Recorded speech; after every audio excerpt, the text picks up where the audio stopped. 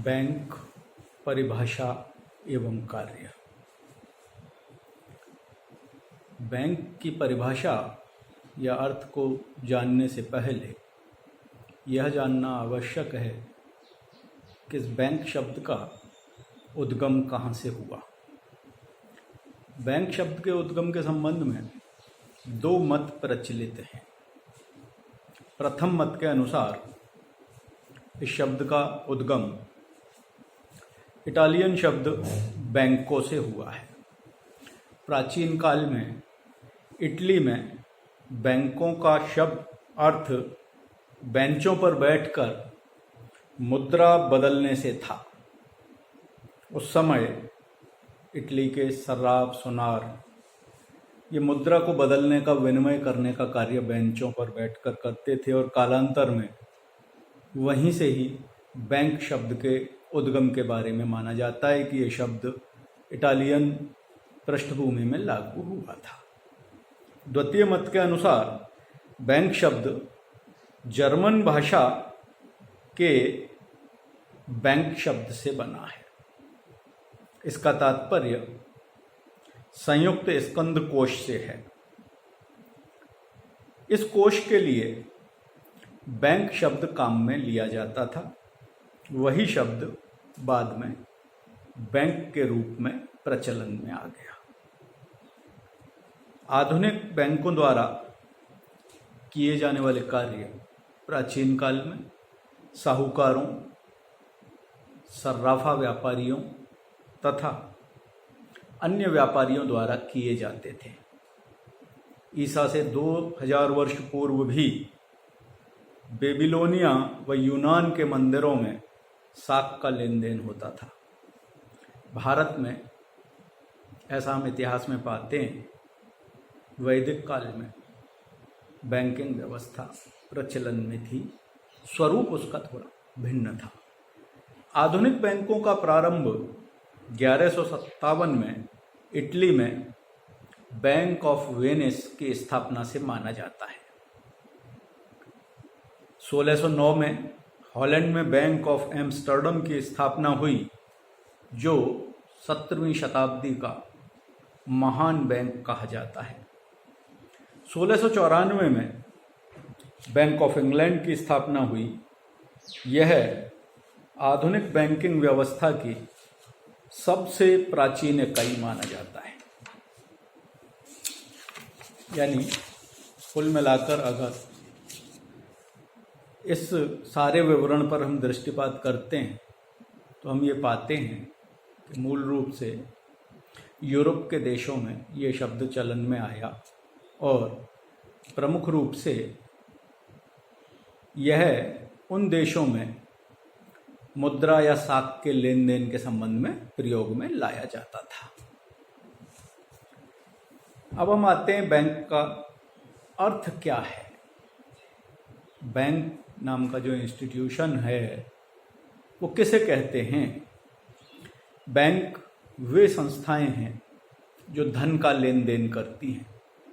आधुनिक युग में विकास के साथ साथ बैंकों के कार्यों में भी वृद्धि हुई है।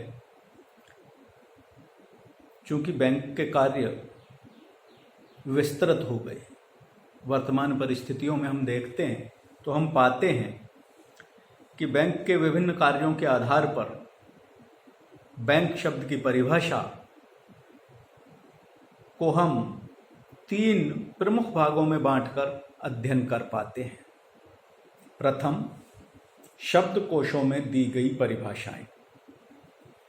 शब्दकोशों में जो परिभाषाएं बैंक के संबंध में दी गई हैं, उसमें सबसे प्रचलित और मान्य परिभाषा वेबस्टर शब्दकोश की मानी जाती है।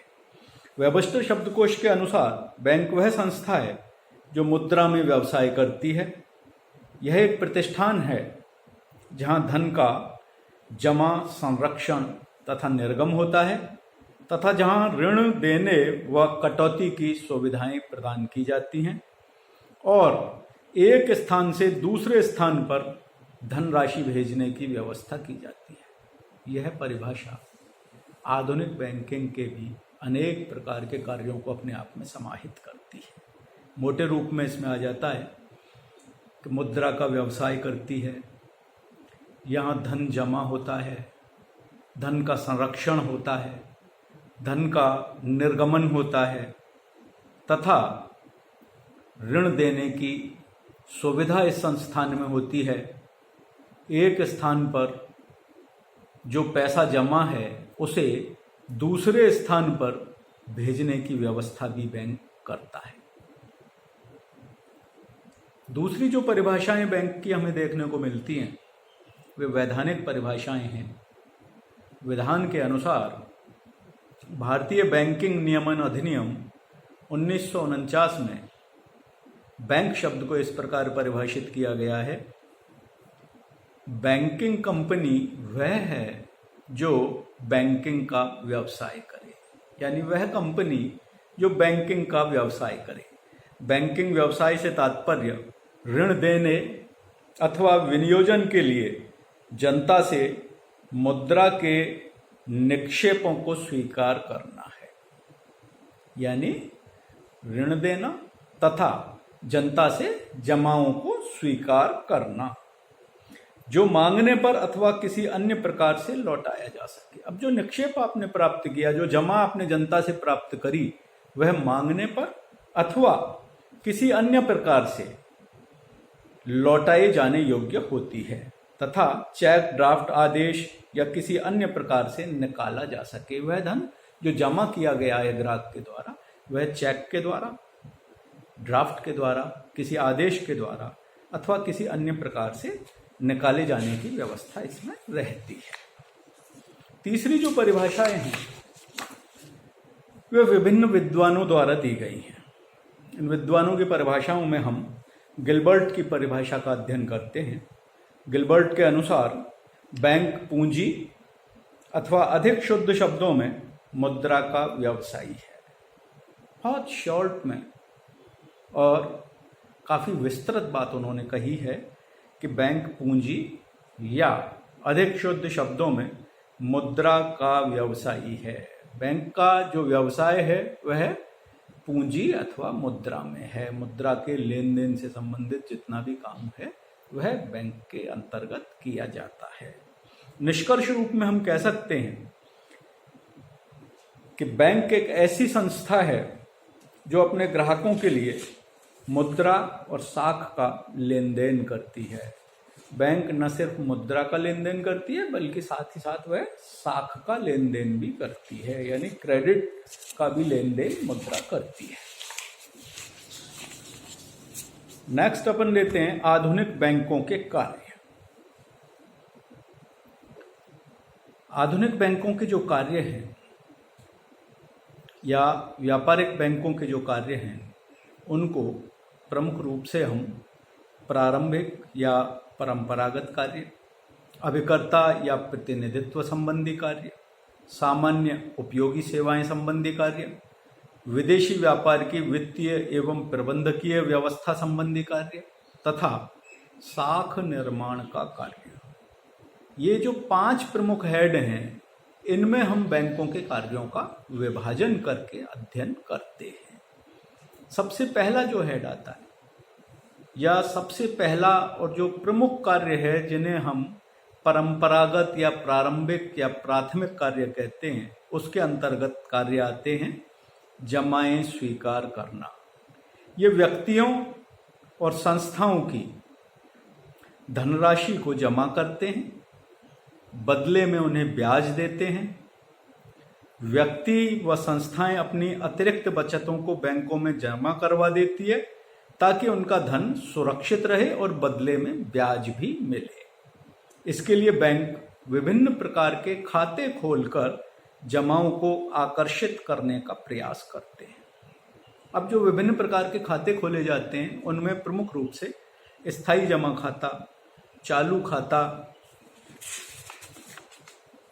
बचत खाता, गृह बचत खाता, अनिश्चितकालीन जमा खाता, आवर्ती जमा खाता, प्रतिदिन बचत जमा योजना, रिटायरमेंट स्कीम या निवृत्ति योजना इत्यादि जमा के विभिन्न प्रकार के खातों को बैंक संचालित करता है। अब इनमें से भी अपन एक जो प्रमुख है खाता जिस पर ब्याज नहीं दिया जाता वह चालू खाता है। इस खाते में ग्राहक कितनी भी बार व कितनी भी मात्रा में धन जमा करवा सकता है व निकलवा सकता है। यह खाता सामान्य रूप से व्यापारी लोग खोलते हैं। इसमें व्यापारियों और उद्योगपतियों के दिन प्रतिदिन के लेन देन बहुत अधिक होते हैं। चालू खाते में जमा राशि पर प्राय बैंक कोई ब्याज नहीं देता है, बल्कि कभी कभी कुछ शुल्क भी ले लेता है। इस खाते में ग्राहक को उसकी साख के अनुसार अधिविकर्ष की सुविधा भी दी जाती है, यानी ओवरड्राफ्ट की सुविधा भी दी जाती है। उसकी एक लिमिट बना दी जाती है और उस लिमिट के आधार पर कभी कभी अगर वह ओवरड्राफ्ट भी लेता है, बैंक से निकासी अधिक करता है, तो वह सुविधा भी शुल्क लेकर के बैंक उपलब्ध कराती है। नेक्स्ट जो कार्य है प्राथमिक कार्यों में ही, वह ऋण अथवा उधार देने का कार्य। व्यापारिक बैंकों का दूसरा महत्वपूर्ण कार्य ग्राहकों को धन उधार देना है। अब धन उधार क्यों देता है बैंक, या ऐसी क्या आवश्यकता पड़ जाती है कि बैंक को धन उधार देना पड़ता है? तो उसके पीछे एक जो मुख्य तर्क है, जो मेन लॉजिक है, वो यह है कि ग्राहकों को धन उधार देना इसलिए आवश्यक हो जाता है कि बैंकों को अपने पास जमा राशि पर ब्याज देना पड़ता है। बैंक एफडी करता है, फिक्स डिपॉजिट करता है, या सेविंग्स अकाउंट की जो जमा है उन सब पर बैंक ब्याज देता है। अब वो जब ब्याज देता है तो उस राशि का उसे भुगतान करना पड़ता है। एक तो राशि को वो सुरक्षित संरक्षित रखता है, साथ ही उस पर ब्याज भी देता है। तो उस ब्याज वाली लायबिलिटी की पूर्ति करने के लिए जो धनराशि बैंक के पास आ जाती है, उसको वह जिन व्यक्तियों को ऋण की आवश्यकता होती है उनको ऋण उपलब्ध कराता है। व्यापारिक बैंक सामान्यतः कई प्रकार के ऋण प्रदान करते हैं। उनमें सबसे पहला ऋण है नकद साख, यानी कैश क्रेडिट। इस योजना के अंतर्गत बैंक किसी या व्यक्ति या संस्था को अंश व ऋण पत्र, प्रतिभूतियों, चल व अचल संपत्ति आदि की जमानत पर एक निश्चित मात्रा तक ऋण लेने का अधिकार देता है। यानी गारंटी के रूप में बैंक उस व्यक्ति से अंश व ऋण पत्र या कोई प्रतिभूति अथवा चल या अचल संपत्ति इसको रखवा लेता है, मॉर्गेज कर लेता है, और मॉर्गेज करने के बाद में एक निश्चित धनराशि तक वह उसको ऋण लेने का अधिकार प्रदान कर देता है। ऋण लेने वाला व्यक्ति अपनी आवश्यकता अनुसार समय समय पर रुपया निकालता रहता है। सामान्य रूप से बैंक ग्राहक द्वारा निकाली गई राशि पर ही ब्याज लेता है। तो ये कैश क्रेडिट वाली जो बात है, ये पूरी तरह बैंक के लिए सिक्योर्ड होती है, और इस सिक्योर्ड में इसलिए होती है क्योंकि वह बैंक इसके एवज में ऋण पत्र, प्रतिभूतियां, चल और अचल संपत्ति इत्यादि को मॉर्गेज कर लेता है। दूसरा है ऋण एवं अग्रिम। इस व्यवस्था के अंतर्गत बैंक अपने ग्राहक को पर्याप्त जमानत लेकर ऋण देता है। यह ऋण राशि ग्राहक के खाते में जमा कर दी जाती है और बैंक ऋण की संपूर्ण राशि पर ब्याज वसूल करता है। अब इसमें एक अंतर आ गया।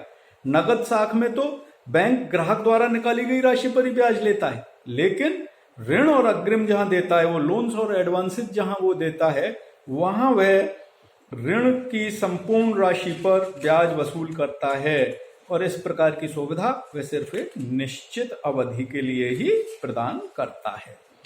तीसरा है इसमें अधिविकर्ष, ओवरड्राफ्ट। जब बैंक अपने चालू खाता रखने वाले ग्राहकों को उनके द्वारा जमा कराई गई राशि से अधिक राशि निकालने की छूट देता है तो उसे अधिविकर्ष कहते हैं। इस सुविधा में अधिविकर्ष की राशि पर निकाली गई अवधि का ब्याज लिया जाता है, और यह सुविधा चालू खाते पर ही उपलब्ध होती है। यानी जिन ग्राहकों के चालू खाते होते हैं, बैंक सिर्फ उनको ही ओवरड्राफ्ट की सुविधा प्रदान करता है। चौथा प्राथमिक कार्य है विनिमय विपत्रों की कटौती। बैंक से ऋण लेने की एक विधि है। इस विधि के अंतर्गत बैंक सावधि विनिमय विपत्रों, बिल्स ऑफ एक्सचेंज जो होते हैं, उनकी अवधि से पूर्व भुगतान कर ग्राहक को ऋण प्रदान करते हैं। बिल्स ऑफ एक्सचेंज जब लिखा जाता है, जब एक व्यापारी दूसरे व्यापारी को कुछ समय पश्चात कुछ राशि देने का एक बिल लिख देता है कि मैं आपकी इस राशि का भुगतान इतने समय पश्चात करूंगा। अब उस दूसरे व्यापारी को तुरंत ही धनराशि की आवश्यकता होती है, तो वो बैंक से उस बिल को भुना लेता है। तो ये विनिमय पत्रों की कटौती कहलाती है, discounting of bills of exchanges. विक्रेता को तत्काल धन की आवश्यकता होती है, इसके लिए वह स्वीकृत बिल बैंक को प्रस्तुत कर ऋण की मांग करता है। बैंक ऐसे बिलों में से निश्चित प्रतिशत राशि जो ब्याज के बराबर होती है काट कर विक्रेता को भुगतान कर देता है और निर्धारित अवधि पर बैंक क्रेता से भुगतान प्राप्त कर लेता है। जो भुगतान पहले वो व्यक्ति प्राप्त करता उसे अब बैंक प्राप्त कर लेता है। यदि क्रेता निर्धारित अवधि पर भुगतान नहीं करता है तो बैंक विक्रेता से भुगतान प्राप्त कर लेता है। तो प्रमुख रूप से इसके जो प्राथमिक कार्य हैं उन्हें इन 4 भागों में रखकर हम इनका अध्ययन करते हैं।